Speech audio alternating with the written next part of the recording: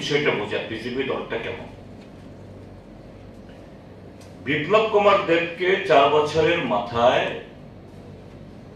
তার আসন থেকে নামিয়ে দিল্লিতে পাঠিয়ে দেওয়ার অন্যতম কারণ হলো এই রাজনৈতিক সন্ত্রাস এবং ত্রিপুরাজ্যের মধ্যে যুব সমাজকে একদিকে ড্রাগ,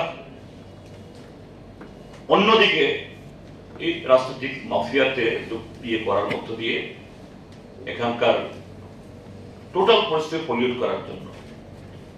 অন্য কারণ তো আছে, এগুলি আমাদের বলতে রুচি বাদে, আমরাও জানি, যাই হোক এগুলি বলছি না। এবং তার এই ইয়ার ফলে বিজেপি দল এই যে গত 2023-এর বিধানসভা নির্বাচনে তাদের ভোট 11% কমে গেল, এত শত চেষ্টা করার পর। মাথায় যদি এই বিশ্বাসঘাতকতা না করতে হবে, আজকে বিজেপি দল ত্রিপুরাজ্যের মধ্যে প্রায় হারিয়ে যেত।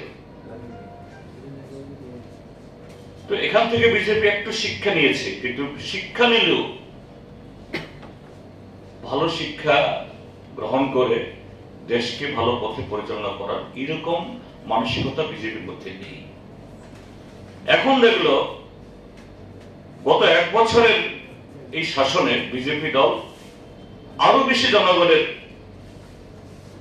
যে অভিশাপ বা জনগণ থেকে বিচ্ছিন্ন হয়েছে, যেটা আমরা এই ভোটের মুহূর্তেও দেখছি বিভিন্ন জায়গাতে, কোথাও পানীয় জল, কোথাও বিদ্যুৎ, কোথাও রাস্তার জন্য মানুষ রাস্তার উপর করে।